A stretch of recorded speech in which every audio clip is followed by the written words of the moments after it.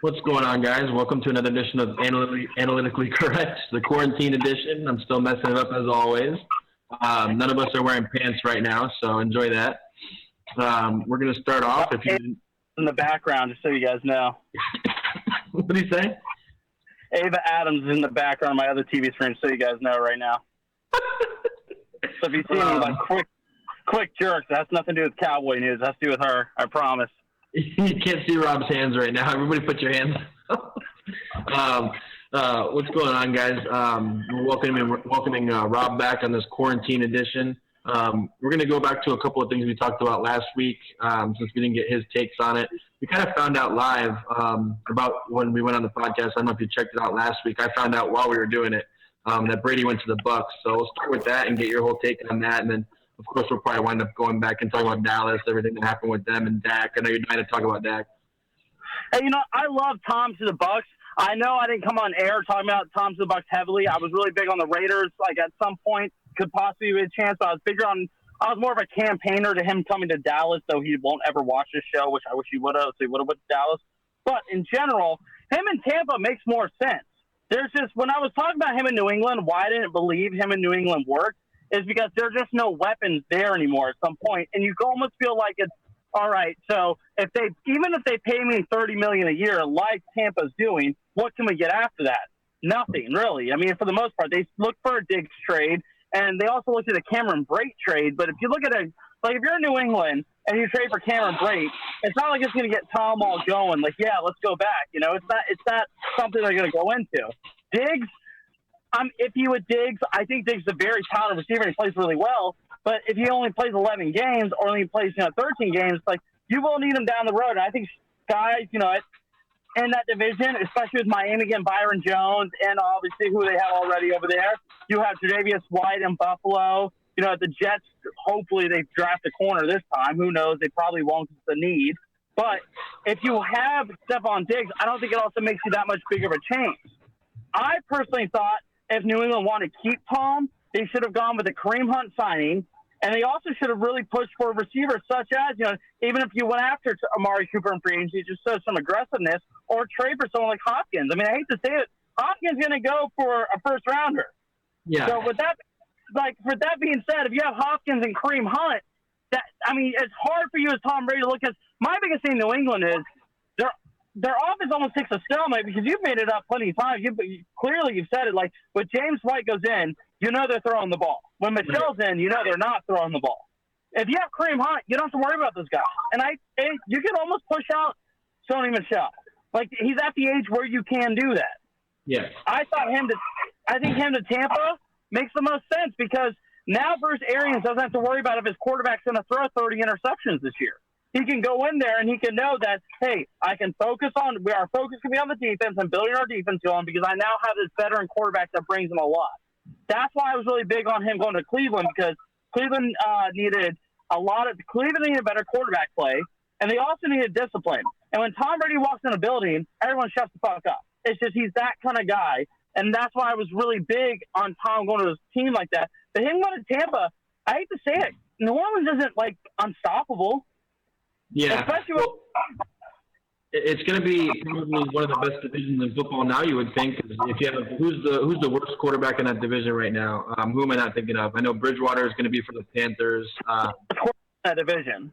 Who is it? You got it's Teddy's going to be the worst quarterback in the division because you still got Matt Ryan, who is better than Teddy Bridgewater. He is, man. I mean, Teddy, even when they went to the playoffs, he was the weakest part of the team. You know what I mean?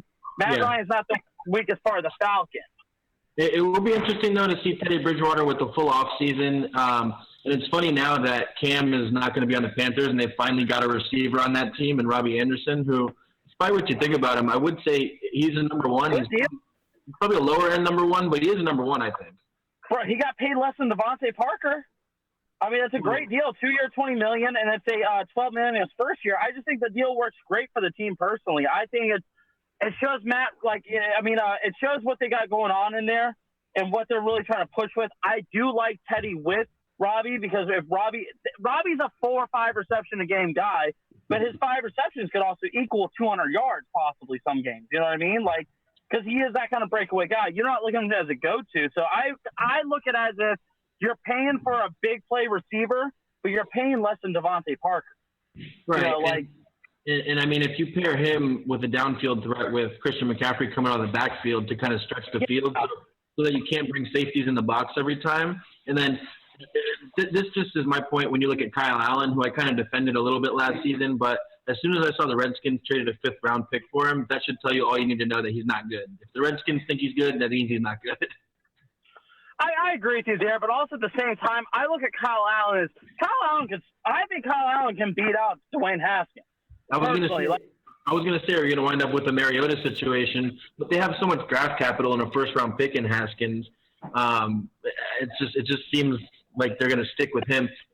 See, they still have Alex Smith though. So if Alex Smith, if they're 3-1 the first 4 games in, and Alex is feeling better and he's clear to play, do you almost look at it and say, do we not play Alex Smith? And on a salary cap standpoint, it's almost detrimental if you don't, because you're not going to pay a coach $31 million a year. You know what I mean? Like, Alex Smith did get paid pretty well. We're going to know a lot about Dwayne Haskins. If Kyle Allen winds up starting the season, it's going to be a situation where Josh Rosen gets beat out by Ryan Fitzpatrick, and you know Josh Rosen's pretty much not going to be a starter in the league. So if Haskins can't beat out, if Haskins is not able to beat out Kyle Allen, then I think you're going to have an issue as far as wasting a 1st-round pick on him, and then you'll see him traded some team for. Haskins will go to the Patriots for like a 4th rounder, and then go to the Super Bowl or some shit like that. I do think the Patriots, I mean, if the Patriots at this point, because where they've kind of looked, and we talked briefly about this before we started the show, I think Cam Newton, and this has been kind of a look for me, I've always said for a while, and what would Josh McDaniels do with Cam Newton? Because it's very similar to what he wants. It's quick passes, in and out, stretch the field 4 or 5 times a game, you know, but then you can also, with the read option with Cam Newton, it does bring a different diameter to that Patriots offense, with guys like James White in there, or if you run James White and Sony Michel in the same formation, like that is possible still, you know. There are a lot of things they can do with Cam Newton there.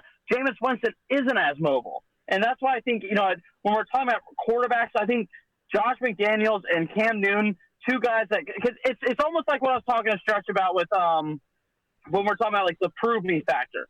I just think that Cam Newton's going to have such a prove me factor, and so will McDaniels and Belichick, because everyone, like – they may not listen to it, quote unquote, but they hear it. Everyone at some point says it's either the quarterback that makes them or it's the coach that makes them. And it's the competitive edge in both of them. I personally love Cam with the Patriots. I think they win the division if they sign Cam Newton. And I've been on here negatively speaking of Cam Newton. I did say, like, I was big on this would be his last year at Carolina. Mm-hmm. But I also do believe that if he's with the right staff, it's going to work. Because let's also not forget, his last head coach is a defensive guy. It also helps the Patriots that they still have the Jets and the Dolphins and the Bills in that division. So when you say win the division, I think after Brady left, without knowing who the quarterback's going to be, I mean, if you plug in a guy, even like Mariota, like we were saying, it sounds kind of funny, but we were saying before the podcast started, Mariota is almost the kind of guy that Bill Belichick would want. I mean, a safe kind of guy. He's not going to lose the game for you, kind of rely on the defense. It's not as much of a name as if they got Cam Newton or even like Phillip Rivers. I mean, Phillip Rivers almost seemed like a foregone conclusion that he was going to the Colts, which I thought was kind of weird. Like maybe they just. I didn't like it because I think Brissett's better than him. Like I do. That leaves where's Brissett going to go to, or the Patriots going to try to make a move for him, and then because he already obviously knows the system, he's played there a little bit when Brady had the suspension. It'll be interesting. And then, like you said, I mean, I don't know where the Patriots draft. I had it pulled up, but it can't. I don't think it's too high. It's in the high 20s. I don't see a way for them to move up. I mean, it's there. I think the Patriots can move up. The problem is you got to give up a lot of this year's draft to move up. Because this year's draft, I mean, the more you look at it, there's depth throughout. Like Dallas just lost their center. There's a Wisconsin center very similar to their center, but they also have already 3 centers. Like there's a lot of guys in this draft in the 2nd and 3rd round, but there's still value. And that's the good thing about this draft they're talking about is you can find value your first 3 rounds. And very rarely in drafts can every team find value in the first 3 rounds, you know? It's, exactly, you know, there's a cutoff at some point of what your record is. But I do believe – No, go ahead. I do believe, though, that, you know, all this hype talking about, because I know that people have seen it, but there's a lot of conversation going on down the road that the Patriots and Deshaun Watson are a match. Which, if that happens, that's just ridiculous. I mean, Bill O'Brien should lose his job already for the Hopkins trade. Yeah, dude. God bless, dude. Like, the Bill O'Brien nonsense, man. You almost look at it and say, David fucking Johnson? Right. That's not. People were making the joke that the Patriots should have signed Todd Gurley and then traded Andre Hopkins. Because it's pretty much the same thing at this point. You know, and I will say this, if Todd Gurley stays healthy, which is a tough thing, because that's my big thing. I was very strong against, not necessarily, I wasn't a naysayer, because I thought Todd Gurley, when he played, was the most dominant running back since Adrian Peterson in college. Yeah, he had a much shorter run, but yeah, I know what you're saying. Yeah, that's the thing, though. It's like dominating as a player. Like the top 3 college running backs I've ever watched playing, and I'm not talking about career, I'm talking about playing, I don't have Reggie Bush now. I do have Adrian Peterson, Todd Gurley, Ezekiel Elliott. Those are my 3 that you really look at and you watch them play. You're like, man, there's just a difference factor. I understand Reggie, and everyone's going to talk about Reggie's career and this and that. But I just thought Todd Gurley, if he's healthy for Georgia, because his last year he's averaging almost 8 yards a carry. Like 8 yards a carry. Yeah. Like that Todd Gurley still has football in him, but I was hoping the number one thing the team would do is I really was hoping to sign him because they do have enough guys to almost like load manage Todd Gurley, where you don't need Todd Gurley for 300 snaps. You need him for 185 snaps. It is interesting, though, for the Falcons. Like, they let Devontae Freeman go, and then they let Tevin Coleman go, and then they bring in another guy that's injury-prone. It seems kind of like a weird move. I mean, you're just kind of like shuffling around pieces. I just think it's – I mean, until they get that offensive line fixed, I don't see anyone running behind it. But I do like the fact that you're like, okay, we trusted this guy, we trusted this guy. Why wouldn't we trust Todd Gurley? You know, right. It's kind of that. And I think the future of Todd Gurley, like I said, Calvin Ridley's going to emerge as a bigger threat now. I think Calvin Ridley's going to be a true, like, number one playing a 2 because of the fact that he has Julio next to him. Julio, I think he's the best receiver in the league. I think you're going to have Matt Ryan with a lot of weapons, and Todd Gurley's not going to see a lot of packed boxes. That's where he really succeeded with the Rams. That was the big thing I was having with the Rams when it came to the conversation of Zeke or Gurley. I'm like, well, there was that year where the Rams went to the Super Bowl. You know, it took a while until we got Amari. There was a point where Cole Beasley was our best receiver, and you see in a packed box. If Gurley's not seeing a packed box, I think he's going to be a lot more efficient, and he's going to work better. I mean, there came a point where Brandon Cooks was irrelevant. Robert Woods, you're not going to – if your number one corner's on Robert Woods, you should feel happy. You should feel fine. Like, that should be your – you know, you shouldn't be worried about that in the game. Cooper Kupp was hurt or he's non-existent at the point, so people just, like, you know, they kept going. Goff had a down year. So people brought in more against the Rams, and they were going up against Todd Gurley.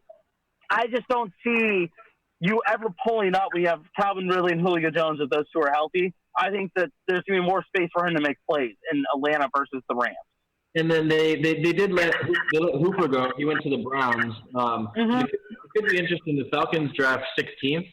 So this is going to be like, as far as casual fans, this is going to be a really entertaining draft because you have a lot of receivers that are going to go high, a lot of quarterbacks are going to go high, and teams that people know. So if you're the Falcons and you're at 16, you already do have Julio and you already do have Calvin Ridley. But if they draft a guy at 16, I've seen mock drafts where Jerry Jeudy's still there at 16, CeeDee Lamb. Oh, man. There. If Judy's still there at 16, like that, I think that's almost like a gift if he's there past 10. Like, I think Judy's I love Higgins for a later guy, but I feel like Jeudy could play right now just because the fact that he runs the full route tree.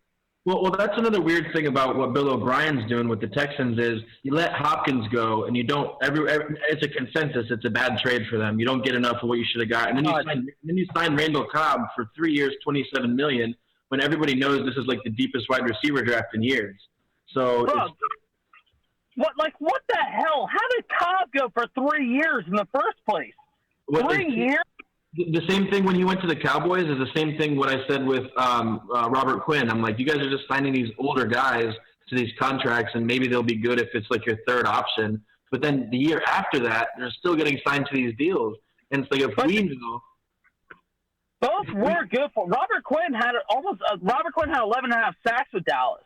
Yeah, I was surprised by that. I was big on Robert Quinn, and I really thought Robert Quinn just playing next to DeMarcus Lawrence. DeMarcus Lawrence is definitely going to get double team. He's going to at some points in the back, I'm going to be triple team. But I really thought Quinn having a consistent one-on-one, like him in Chicago, I think is great for 2 years tops. So, Well, like I think realistically a year's great, but 5 years he'll be 30. That's crazy. Well, also, all that to say this too with the Texans, we mentioned the Hopkins trade, terrible. The Randall Cobb signing is weird. And then you're looking at, okay, well maybe they'll add something in the first round. Nope, they traded their first round pick for Laramie Tunsil, so they don't have help coming. And I have no idea. No, they did need to do that because their offensive line's got awful. Yeah, but now Deshaun Watson has time to throw, but who's he going to be throwing to? Kiki Kuti and always hurt Will Fuller. Hey, listen, Will Fuller was your guy to argue it. We have an argument where Will Fuller was your guy. Now he is the number one, right? Hey, you know what? He is the number one. You're right. Here's my big thing. It's a chess move if you draft the right receiver, but the problem is they have no draft picks in the first round. Yeah. So it's not a chess move.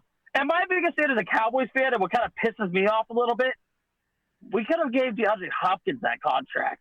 Like, right. I'm just, like Amari Cooper's cool and all, and I think the contract's not bad because he's only 25 and it goes till he's 30. Just like Zeke's contract, we're done by 30.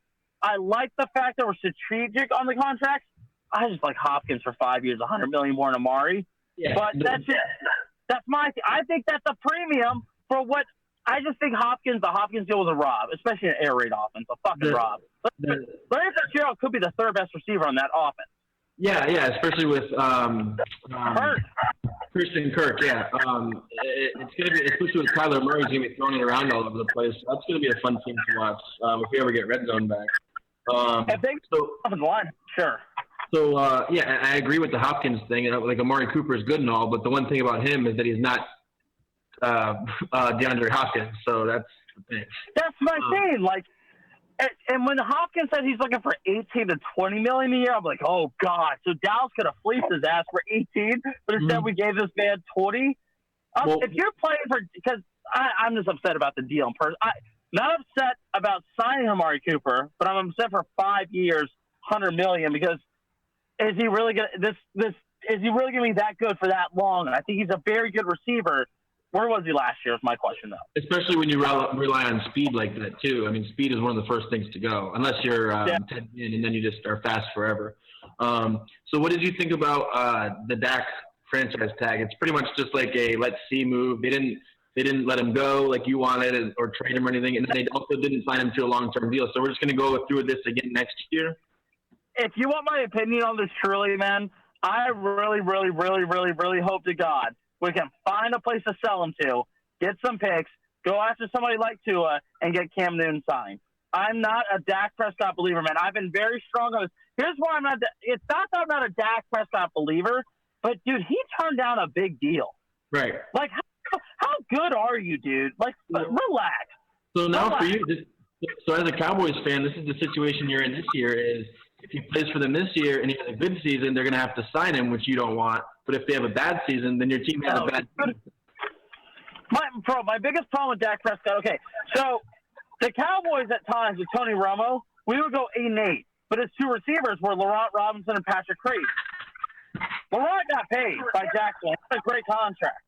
We never had a receiver until Dez took that big step up for us because it's just like we need so much to make Dak just like I get the 4,900 yards, but stop the whole stat number chasing because I'm sick and tired of hearing it. I don't care that Jameis led the league in throwing yards. He also threw 30 interceptions. You can't trust anyone who throws 20 interceptions. Now it's about 30. My problem with Dak Prescott is in big games where we needed him, and the Saints game when Teddy Bridgewater was a starter, and the Patriots game where the Patriots only scored 13 points, and the Jets game where he didn't throw a touchdown and we still lost against them. And then the Eagles game at the end of the year where they had nobody playing cornerback. They had, you and I were just two injuries away from stepping in for them. They had nobody out there. And we still couldn't win the division? There comes a point where you have to look at our guy and the franchise and say, we give you Ezekiel Elliott, we're paying him, which the numbers are out there. If Zeke doesn't touch the ball X amount of times a game, our win-loss record is completely different. And that's why I get really annoyed when people talk about why would you pay Zeke?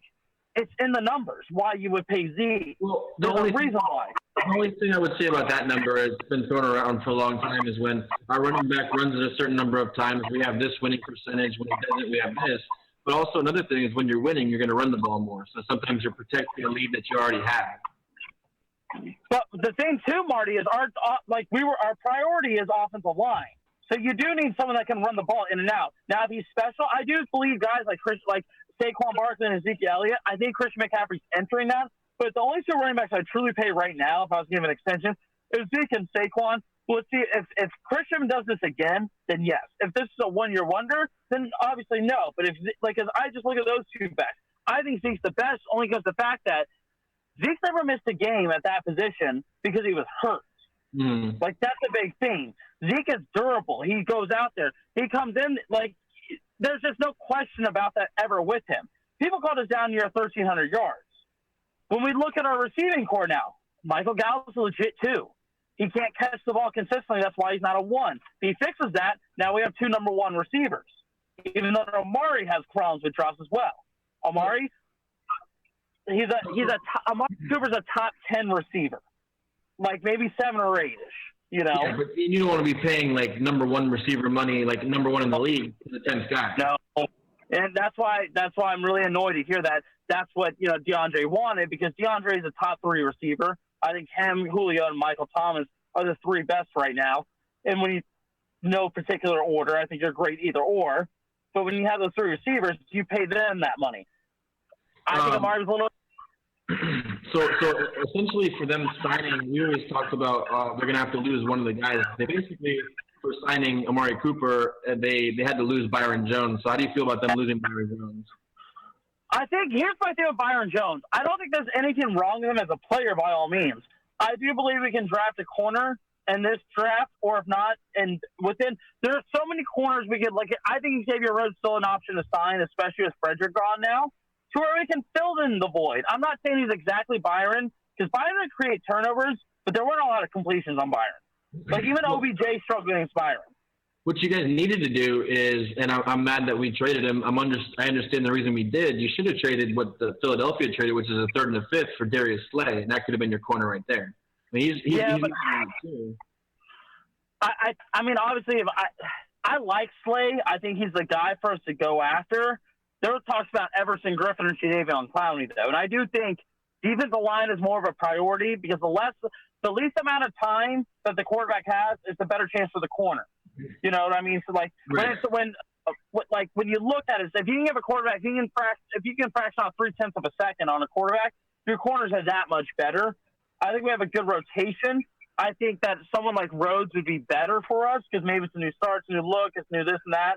I like Rhodes a lot. I don't think we're going to get him. I don't know why nobody has really I'm bigger on the fact that we can sign kind of a veteran and draft someone within the draft because there's just a lot of guys that can play the position now just due to what college football turned into. So Clowney, like you mentioned, is still available. I think he's either going to wind up signing with Seattle or Tennessee or something like that. But another guy that's still out there that's not really as highly regarded is Von Bell, who's still available as a free agent. You can get him as much cheaper than you'll get Clowney for, and he has really good production as well. Mm-hmm. My Clowney thing is kind of what I was big on to Marcus Lawrence. I think the contract that hurts us the most is Lawrence's contract because he's not that premier defensive end. He's not that guy. I hope to God he proves me wrong this year coming in. But Jadeveon Clowney is kind of that too. Jadeveon Clowney, if a Michigan player straps his helmet on better, I think that he's not as highly touted as what he is. You know what I'm saying? He was really good with Seattle last year, and that was another dumb thing getting back to Houston that they did. It also helps to be in that Seattle defense. He wasn't all the time either, though. That's what I'm saying. My thing with Jadeveon is he was his what he was supposed to be. I get we can't grade it off that, but he was the number 1 pick. Right. People say Mario Williams was a bad number 1 pick, but he was a lot more productive than Jadeveon Clowney ever has been. Yeah, I mean, a lot of that has to do with playing in Houston, and he had some injury issues and stuff like that. I still think he's probably the best free agent still available, but it just depends on what it's going to cost you to get him. It is funny that we mention all these teams in free agency, and it happens every year. to where, you notice the teams that we haven't mentioned so far are like the Chiefs and teams like the Ravens. And the Ravens do smart things like Campbell. So the Ravens have made some ads with some trades and stuff. Calais Campbell going to the Ravens is a very, very dangerous move. And it's only like.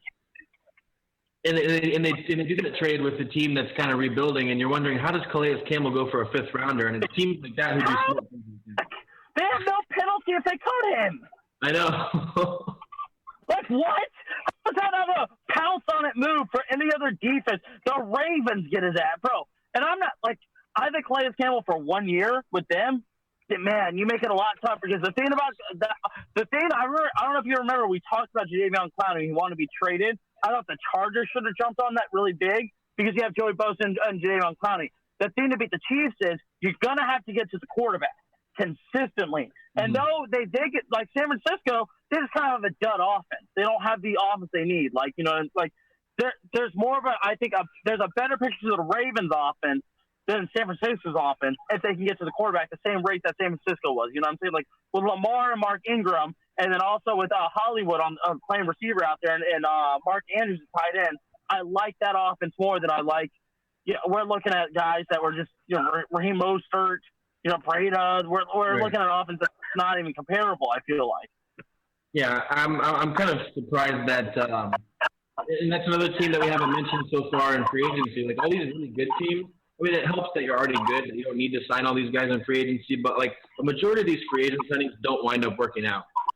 Me and Stretch were joking before the podcast about the Dolphins. Like they're probably. I had a mock draft that I saw that had them drafting Tua, DeAndre Swift, and Jerry Jeudy. And if they do that, everyone's going to be super excited about Miami and about all the free agents and everything. And then they're going to wind up not being as good as everybody thinks because teams don't win through free agency. I mean, you add like an offensive or defensive lineman here or there, but most of the time these big free agent signings are not what helps teams win the Super Bowl, you know?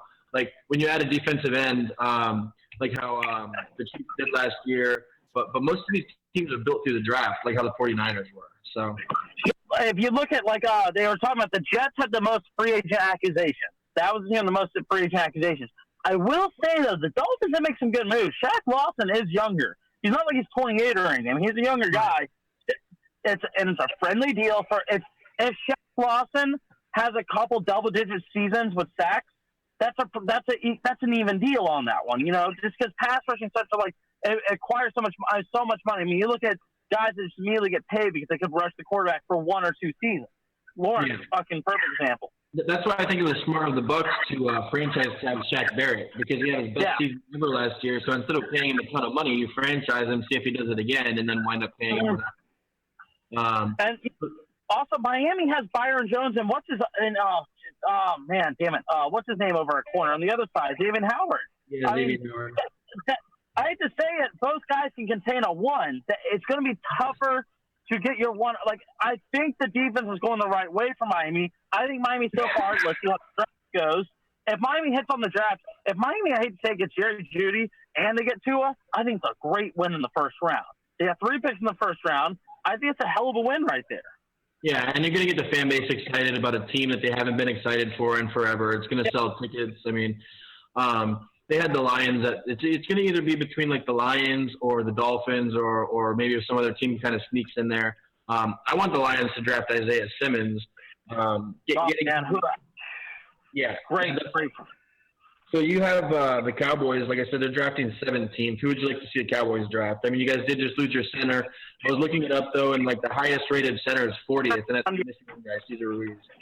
I don't think we even will draft the centers because we have so many different – like we have a lot of work at centers. And we had a guy that we drafted center, I believe, in the 3rd round last year. Yeah, it was the 3rd round we drafted him. And I believe it was, we're going to have to just fill in the position, getting going. I don't think the position we're going to draft right away. When you look at our team and the offense, like on the offensive side, it's almost like, okay, let's give Dak one more weapon. I think we need to go after receiver if certain receivers are around. Like I do believe it's like as Michael Gallup, if he has another similar year, we're going to lose it. Yeah. Like we're going to lose it, and we can't throw to Michael Gallup and what's his fucking and no other. You know, you have to have a good 2 also because this is becoming a more vertical game more and more. We signed Blake Jarwin to a 3-year deal. So if we drafted tight end in the first round, it's idiotic. It's moronic. You know, it makes no sense. Yeah.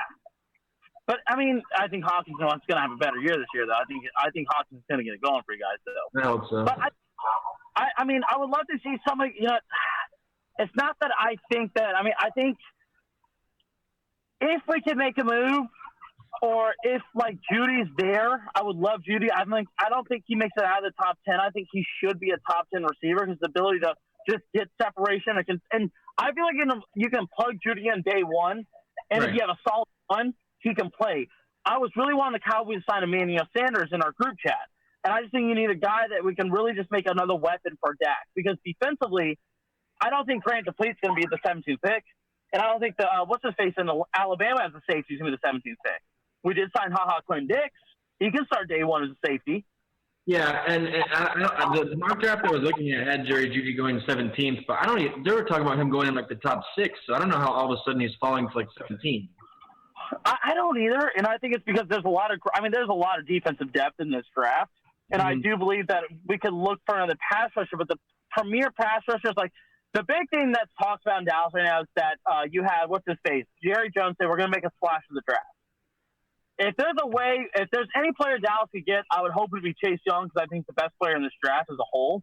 I just think that there's just him getting after the quarterback is disgusting. It's aggressive. I love it.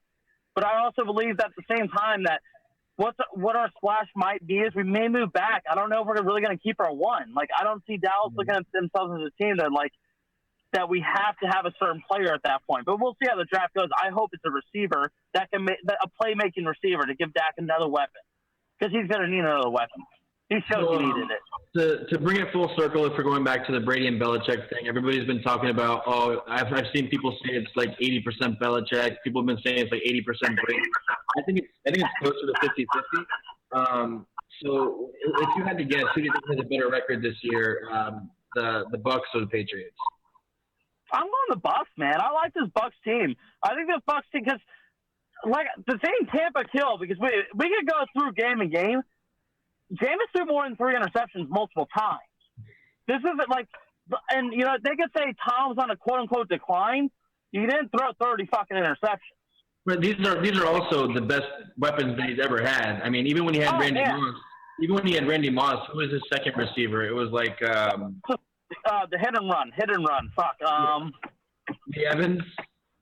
No. Oh man, give me a second. Oh, damn. But regardless, when you think about it, he's got better weapons now in Chris Godwin, who could be a number one. I mean, Chris Godwin is like, honestly, you're paying all that money to Amari Cooper. I almost don't see that big of a difference in who I would rather have in Chris Godwin and Amari Cooper, just to be honest with you. So I know but even if you have to think about it, look at their contracts. So if it's even close, you'd rather have Godwin with that contract. He's going to get paid eventually.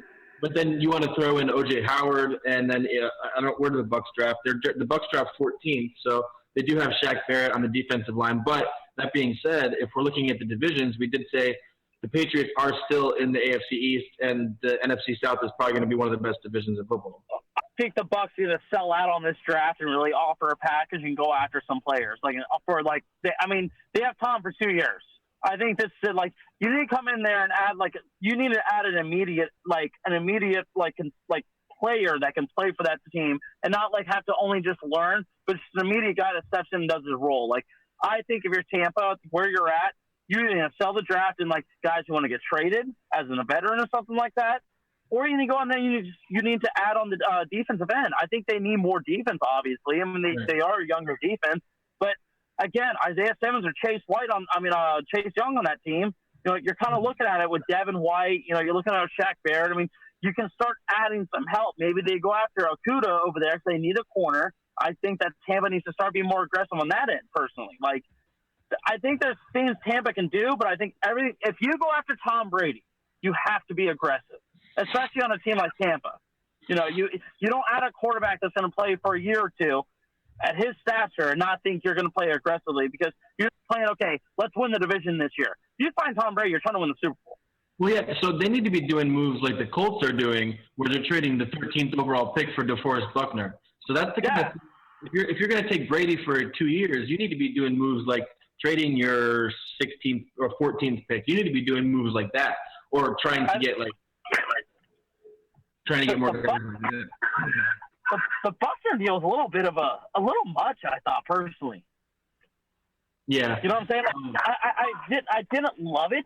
I didn't hate it, but I'm not gonna just say that because obviously the Colts are trying to build a good defense there. But I really didn't love Phillip Rivers going there. I thought Jacoby Brissett gives you the same record Phillip would, and Phillip can't move. I mean, you could. It doesn't seem like Brissett's going to wind up staying there though, because he's not the best starting quarterback, but he would be one of the best backup quarterbacks, like by far.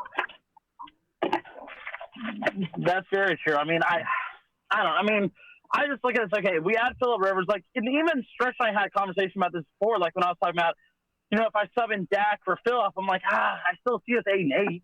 Like, I just didn't think like. I don't look much at Phillip.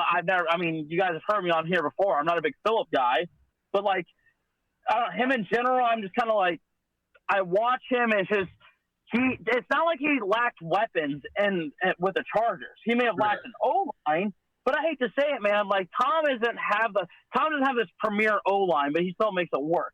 Other guys don't have this premier O-line and the Chiefs don't have this premier O-line. It's going to be interesting to see the way that Brady fits into that offense, because I said a couple of weeks ago that it's not like he's at the point in his career where he was when he had Randy Moss, where he's going to be forcing the ball that far down the field for Godwin and Evans. But these guys are going to have like some of the easiest completions that they've ever had. With Jameis not hitting all these open guys. I don't know if the schedule has already come out for the NFL season. I know they'll play the same division. But I want to see Bucs and Patriots like 4 times. I know it can't happen, but I want to see that game like 4 times. We should film an AC when they play the Packers or the Chiefs. And we should go to the game in Tampa. Yeah. I want to go to. Because I said, okay, let's see him do that. Let's do it with Mahomes. If not Mahomes and Rodgers. Tickets are going to be much more expensive now, though, I'll tell you that. I did see a funny meme that was basically with the Buccaneers, and it said, if you weren't with us when we were 7-9, don't stay with us when we're 8-8, because people are making fun that they think they're much better. Dude, I saw a couple of Patriots fans put that up. I'm like, shut the fuck up. I'm like, what would you guys do without Tom Brady? Yeah. You lost to the Bills. You think Stidman's going to beat the Bills twice? He's not. Yeah. Stidman's going to piss his pants when Ed Oliver's in his face.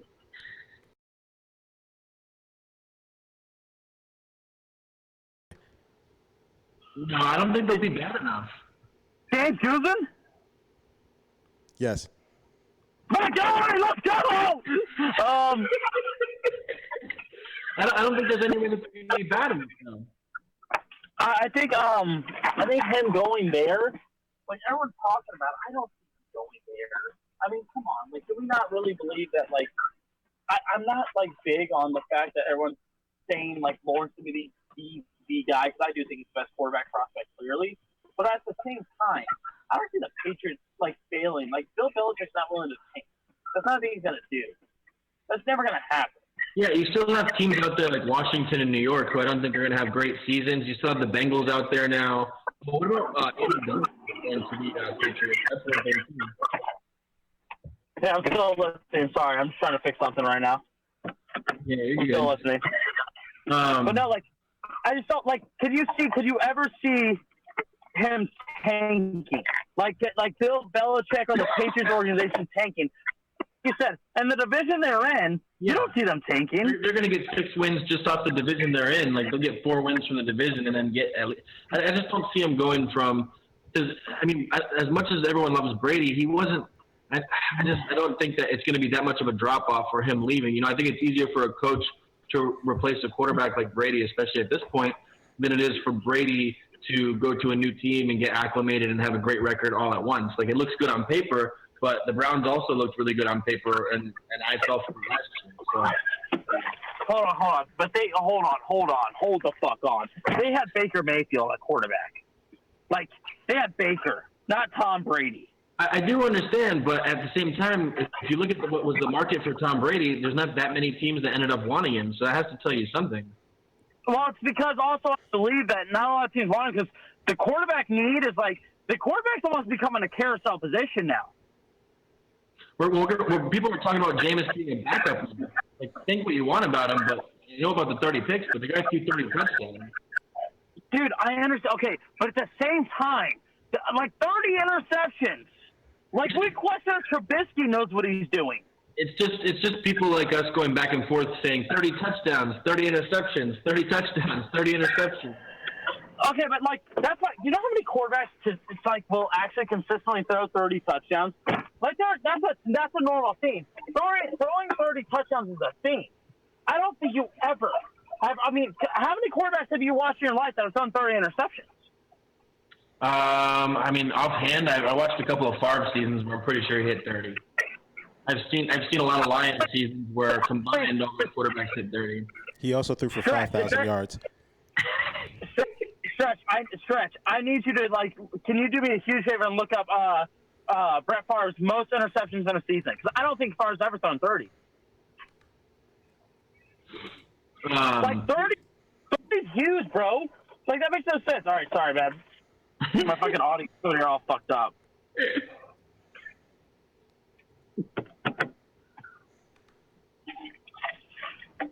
30's a lot. Like, that's a lot. 30 touchdowns is a lot, yeah. I'm sorry, man. I don't believe you pay a quarterback to be a starting. If you're a starting quarterback, you can't throw 30 interceptions. Like, that's ungodly.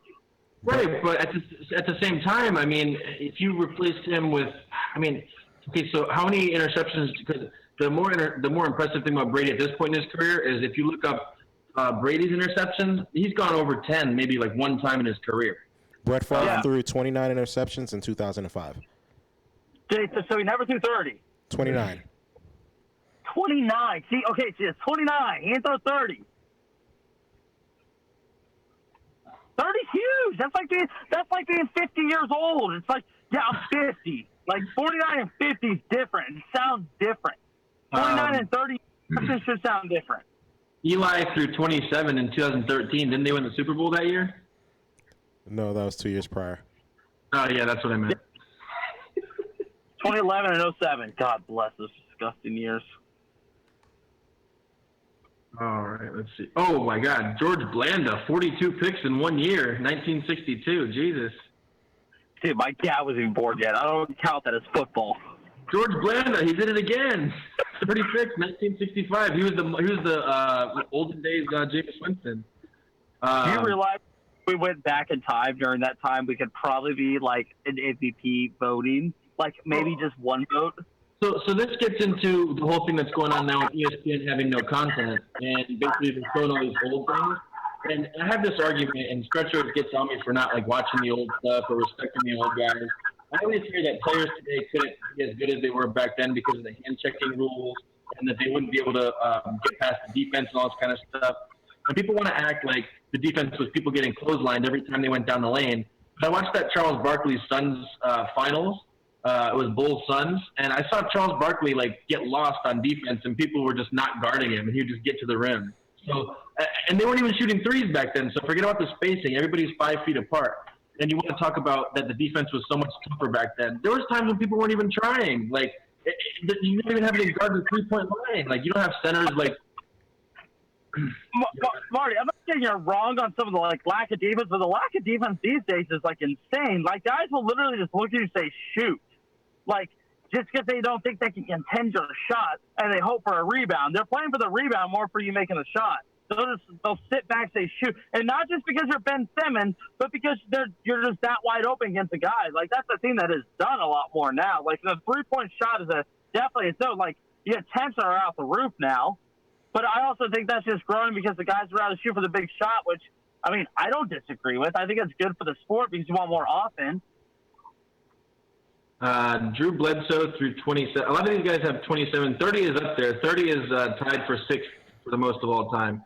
But also, I mean, 30 is not what he throws every season. Before I say this, I'm going to look so I don't believe it. What were the years for those throwing during that time, though? A long time ago. Peyton Manning threw 28 in 1998. He threw how many? 28. That's the season that everybody points to. That's 30. that's the season that everybody points to with Peyton Manning, where it's like, oh, I have a young quarterback and he threw a lot of picks. And like, well, Peyton Manning threw a lot of picks in his first season or his first couple of seasons. I'm like, well, when these quarterbacks start leading their team to the playoffs, like then you can start, like, people always want to make that comp that Peyton Manning threw a lot of picks early on. It's like, they're talking about Peyton Manning. You're not talking about just anybody. Like, that's the thing. Like, why people like Jameis Winston's owed this? Like, I feel like, why is Jameis Winston shouldn't be really owed any true feeling? Like, I don't understand why people believe, oh, he's a starting quarterback for sure. Like, just because you lead the league in yards doesn't mean that, like, you're the best quarterback. It just means you guys threw a lot. okay. So let me go back through. This is his picks per season. So last year was 30. We all know about that one. The year before that, 14. The year before that, 11. The year before that, 18. The year before that, 15. Okay, 14 and 19 was the year before, right? 14, 11, 18, and 15. Those were the first 4 seasons. But the touchdown ratio, like, it was 19 touchdowns and 14 picks, right? Right, 19 to 11, 19 to 14. 2016, his sophomore year or second year was 28 and 18. First year was 22 and 15. Like that, bro. Like, he throws a lot of interceptions. Your point might, like, it's a lot of interceptions. Like, I'm not saying it's not a lot, but I'm just saying, like, last year could be the anomaly, you know? But the year he has 11, he was hurt some of that year too, though. How many games did he play in the year he threw 11? I'm checking right now, but Niz is pointing out on YouTube he threw a lot of picks in college as well. Yeah, he did. No, he did. I'm losing an issue with ball security. I'm not saying that he's the most careful or best quarterback in the league. I'm just saying he's definitely one of the best 32. Would you rather have Jameis or Baker Mayfield? I'd rather have Justin Herbert than Baker Mayfield and Jameis, if you want me to be honest with you. Well, you love Justin Herbert. There's something about Justin Herbert. You've been talking him up for a while. I love him. It's the fact that I don't want a quarterback who's a veteran at 30 years old. I mean, at 30 is throwing 30 interceptions in his 5th year. And I'm like, okay, clearly you haven't figured it out. So, like, we can't use you further. Like, there's just no more for you. And just the quarterback contracts are so ridiculous. Like, I don't see him. He doesn't want a Teddy deal. And if he gets a Teddy deal, I still think that's like, yeah, it's good for the quarterback market. But do you really want to be on payroll? Say you're paid Jameis Winston $20 million. So the year that he threw 11, he played 13 games. Okay, so yeah, so he like, give or take, he probably would have done 14 that year. But still, his attempts for the last 2 years are also like 535, 567. So I don't have. I mean, so interception. I'd have to look all this stuff up, but interception percent for 2019. Oh Jesus, that's 4.8%. That's a lot. I mean, come on. What out of damn near? But my whole point is, I'm not saying that he's the best quarterback. I'm just saying he's definitely one of the best 32. He's probably one of the top 20, honestly, if I looked at a list. Would you rather have him or Derek Carr? James wants to know if Tim Tebow is better than Jameis Winston. Oh, my God. Get this guy out of here. At what, baseball? James, you're my friend. Stop being an asshole on here, dude. Jameis is probably better at baseball than Tim Tebow is. Oh, dude. I guarantee he threw harder. What'd you say? Guarantee he threw harder. That's what I'm saying. But no, I mean, I will say that. I mean, do you really see Jameis? Like, okay, maybe with the Dolphins, but even then, I don't think it's beneficial because what are you going to learn under Jameis Winston? What are you truly going to learn? Ryan Fitzpatrick I'm not saying Fitzpatrick's better. No, I am actually. I take that back. I thought Ryan Fitzpatrick was better. He had less to work with, and I thought he went out there, and both teams didn't make the playoffs, but Fitzpatrick did look better towards the end. I thought Fitzpatrick was better. I do look at, like, a young quarterback and wanting to learn under Fitzpatrick because he's been on a lot of teams. He understands. There's a reason why he consistently gets re-signed. He picks up offenses, and he just understands what the team's supposed to do, and he's a great backup. Like, so would you rather have Jimmy Garoppolo or Jameis Winston? Jimmy Garoppolo. Even if they're in the same system, if you had Jameis Winston and Garoppolo, he didn't turn the ball over like that, dude. 30. I'm sorry. When I hear 30 interceptions, I get so turned off. It's like a fat chick, dude. I can't do it. Like, it's a no, big no. Like, can't do it. You can debate whether or not they would have gotten there with Jameis, but I bet you when they were down, I bet you Jameis would have hit that pass. I forgot who it was to, but the one that didn't hit. Dude, I can guarantee you, if Jameis was playing quarterback, they would have never made the Super Bowl. I can almost guarantee that. You're taking away two bigger premier weapons. Like, I wanted Emmanuel in Dallas, but he ain't better than Godwin or or Mike Evans. Mike Evans, you just throw it up to him, and he out-muscles everyone, too. Right, but I think a lot of that goes into the picks, too, is if you think you can just throw it up to a guy, maybe sometimes you're throwing things that you wouldn't normally throw with other receivers. I just think, dude, if you had a choice between James Winston and Tom Brady, the clear-cut choice is Tom Brady, dude. Like, it's not even a question. At this point in their careers, I mean, obviously they thought so, but, I mean, we'll see. I mean, I just can't look at it and say, yeah, that Tom is not, like, better. Like, it's just, like, I just look at, like, it's just, he is. Like, the thing that kills me with Tom's quote-unquote decline is, okay, what are his weapons during this decline? Like, can you really call that a decline? His offense looks like a rebuilding offense, is what it looks like. It looks like a 4-12 team that's a rebuilding offense. Luckily, they had the defense they had, and they also had a quarterback that knew not to turn the ball over, and then also was able to produce what he could. I think Tom in Tampa is also big. I think it's better than Drew Brees, like, and then failing out in the playoffs or whatever godforsaken reason this time. Every year, the Saints are going to go in here into the playoffs, and I don't think they're an immediate better team than them. Mario fell off, kind of. So I don't know what you think about quarterback rating as far as a stat. I mean, last year Tom Brady's quarterback rating was 88 and Jameis was 84. So even with all those picks, they're still saying that it was pretty close. I think it comes to the same thing I think about Peyton Manning when the Super Bowl. Peyton Manning was not better than Brock Osweiler that season when those two were playing. But the difference is you need a veteran quarterback to know when not to turn the ball over because that's what's going to cost the team. Turnovers will cost the team every time. Jameis Winston, like, I can almost look at it and he's cost the team 4 games at least. I know the very last game of the year and 2 games where he threw 5 interceptions, he cost at least 3 games against the opposing team. So you're looking at they went 7-9, 10-6. They're in the questions. They're obviously in the playoffs, and that's just, and there are more games we can look at. Last game of the year, he threw a pick. Now with the CBA, not next year, but the year after. Wait, no, does it start next year where they have the extra playoff team? I think it does, right? Yeah, man, I didn't like it either. I thought it was stupid. No, you were saying that the players got hosed on it. Dude, I just thought, okay, on top of that, but I also thought it was stupid because the playoff teams this year would have been the Rams and the Steelers. The Steelers did not deserve to be a playoff team, and the Rams didn't either. They got worked by the Cowboys. No, and we already have an issue with the first game that's always like Saturday afternoon.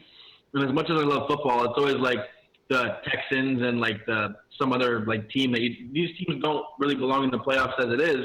They wound up losing. I mean, Tennessee was kind of an outlier last year that they wound up making a good run, but we had enough teams in as it was. You know, we already had an issue a couple years ago. Everyone got all mad that Seattle got in when they were 7-9. We're gonna have teams now that are like 7-9 every year getting in. I mean, as a Lions fan, I'll take it, but I don't think we needed it. I think it desanitizes the playoffs. We're going to have guys get in the playoffs. And, hey, you know, if they make runs, they make runs. But at the same time, the Rams would have been in the playoffs, and so would the Steelers. I hate saying neither team was playoff worthy. This is a stupid idea, in my opinion, but this is the NFL. They want to keep everyone's interest in it longer, is what it is. And if you give both sides one spot more, it makes you believe your team at 8-8 can still make it. You know what I'm saying? Like, I feel like it's just the NFL trying to reach out and try to make the fans more into it for just that little bit much. So now when they show the in the hunt graphic in week 17 in the hunt, it's going to be 18 teams. Oh God, dude! It's going to be like this team beats this team, the other team ties that team, and then this team drafted this guy, so this guy's in. No, more football, I guess. You know, wind up like teams like the Stretcher Giants beating the undefeated Patriots. Nobody wants that. Hey man, if one of those are 8-8 Cowboys team, I'm all for it. Well, you're almost destined to go 8-8 next year, I guess. I don't know. We'll see. Especially with I don't know, man. We're kind of screwed right now, I feel. But, like, every time I feel we're really screwed, we actually do a lot better than I thought we would do. Yeah, every game, Dan's a Cowboys fan, my roommate too, and every game that he thought they were going to lose, they won. And then he'll be watching the Jets game, and he's like, "How the fuck did we just lose?" I really thought that was a game we'd win. I really looked at that and said, okay, we're eventually going to come. This is going to be an ugly fucking win. It wasn't even a win. It was just ugly, and we got to it was just like. And I almost look at it and say, you got to almost put yourself in perspective. Like, you let Sam Darnold look. I think our defense is the biggest need, but I mean, we got to look at possibly adding some help. I hope we go for a hard dive and go for maybe a Chase Young or an Isaiah. But I don't think there's any way that you can go up this far. I don't either, dude. I think we have to give up too much for this year's draft, and we really have to feel comfortable doing that. But we're almost at a team that it's like we're almost at that level realistically as a team. We have a veteran quarterback we're either going to sign, not this year, but next year, one of the 2 years. And we have a team around it that's signed and good to go. And we have defense that's signed with Jalen Smith and DeMarcus Lawrence, soon to be Leighton Van Der Esch if he gets healthy. We signed Awazi, on there. Jarwin signed, Amari Cooper, Ezekiel Elliott. We have our offensive line signed there. It's like we are kind of a contend now team. We're not really a team that's like we can wait like 2 years for a guy to develop. We got to get a guy going now. So I really I hope we pushing for a good pass rusher. So I know you're excited about this because this is your guy. The Broncos signed Melvin Gordon. How do you feel about that? Dude, God bless. Why? Like, what was the point? Like, Melvin Gordon, I thought Melvin Gordon was really at the point because I really hated when people said, "Oh, he could be elite." I'm like, no, he's not. Though I'm like, the running back class is good. Like, he's not. He's just really not. Like, I was just messing with you. That's why I brought it up. I don't think it's like that big of a signing or anything like that. You're right, though. Like, when I saw that, I was really upset about that contract. Like, I think Philip Lindsay's actually better than him, though. Like, in a sense, like, now he's going to take away snaps from Philip Lindsay. Like, that guy should be a number one running back.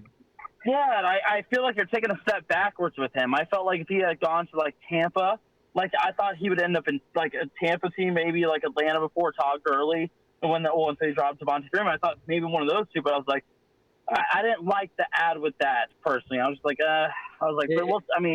It just goes to show you. It goes to show you in the NFL, and you mentioned earlier how Devontae Parker got paid more than Robbie Anderson. That's just how NFL teams are. If a guy gets drafted in the first round or he's a high pick, for his whole career, he's going to keep getting the benefit of the doubt because teams spent that draft capital on him. So when you have Philip Lindsay, who got drafted in the later rounds, they're just going to think Melvin Gordon's an upgrade, which, I mean, I don't really think it is. And I think the Chargers told you that. And the Chargers, on another tangent, are in a really weird position because who's their quarterback going to be right now? And they have a defense that's pretty much built to win now with Melvin Ingram and am I losing my mind? Who's their quarterback going to be? Their quarterback? The Chargers, yeah. Their quarterback's going to be right now, what's his face? Tyrod Taylor. Yeah, I mean, he's all right. But like I said, they have a defense that's built to win now. To the NFL. Tyrod Taylor should not be. If the Chargers don't go after Cam Newton, I think it's almost asinine. Because at least a similar style of quarterback there, and Cam is better than Tyrod. At least Tyrod's a solid backup. That would be a good spot for Jameis, honestly. Oh, God, dude. Oh, man. God. You have a defense that can hold down the lead. Yeah, like I said, they have a defense that's built to win. Derwin James, Melvin Ingram. It's the same exact. I think it could be the same exact story than what it is in Tampa. 7-9, 6-10, throwing too many interceptions. Yeah, I mean that's kind of the story that it's been in the Chargers. The Chargers too. Like when you see Jameis Winston, you almost think Phillip Rivers. Realistically, like he's gonna sling it all day, and if he throws a pick, Jay Cutler. If he throws a pick, he's just still go out there and sling it no matter what. So somebody from YouTube wants to know about the Olympics. As far as I know, they're postponed until next summer. I'm not really an expert on the Olympics, but I could have told you. I thought for them to be like the last thing that was postponed, that's just them holding on to hope because there's no possible way. How are you going to have the Olympics in Japan right now? Like with everything that's going on, we can't even have golf in America. Olympics is something that's kind of on during the summer that I always like to check out because not much else is going on. But so somebody made this point that I was listening to. I don't know what else I can give you on the Olympics other than that. I know it's postponed until next year. I know Ryan Lochte said he's all in. I remember that guy. I love that guy. He's such an asshole. I thought you liked that guy. Dude, I really do. He's just implausible. What I heard somebody say was, if things do wind up working out where this holds us over for a couple months, if things all get pushed together, we're going to be looking at like the best 4 to 6 months of sports we've seen in our entire lives, with everything all packed together, having to finish like all at once. So we're kind of like fasting on sports now, and then it's going to be like intermittent fasting, where all of a sudden we have 8 hours and we have all the sports. Does baseball cut its season short? It's already too long anyway. Oh, bro, I'm with you on that one. Make it 135. Make it 16 games, and I'll watch every single game. 16 games of baseball? Dude, you realize how many times the Tigers have really upset you if we go 0-16 the way they're going? We could go 10-6. You never know. We could go 8-8. We can make it to the playoffs. Dude, getting into baseball for a second, Syndergaard's having Tommy John. Some other big guys having Tommy John too. Sure. Yeah. Chris Sale. Chris Firesale, man, I'll tell you what about him, dude. Rob's nicknames, who was it? David Not Worth the Price, Chris Firesale, all those old Red Sox. Still got them rangs. that ring, because this ring thing coming, it's very singular, man. It's very A-Rodish, singular. So one thing, too, that's good for you, Rob, is if the NBA season gets canceled, we can't say that the Nets didn't win the championship this year. So. Wait, but I was really hoping that Kyrie Irving would have stepped up and been a man out there to prove everyone wrong and probably have pushed us to a bigger seed. Instead, it was Kyrie being like, his other side. But I really hope, and I was I knew this day was coming. I was really hoping, man, as a team of the Nets, us firing Kenny Atkinson was actually kind of shocking to me that happened mid-season. I did think it was getting fired at the end of the year. I did think that was going to happen. I did not see that continuing on and us going to the next team. It was almost like, we got to find someone else. I don't know exactly who. I don't like D'Antoni, but that's a big favorite if he gets fired from Houston because, make the next step, which I would have been shocked if Houston would have gone all that way. But if they cancel the season, damn, dude, that sucks. Like, you can't really cancel the season because, you really the biggest loser in that's LeBron James.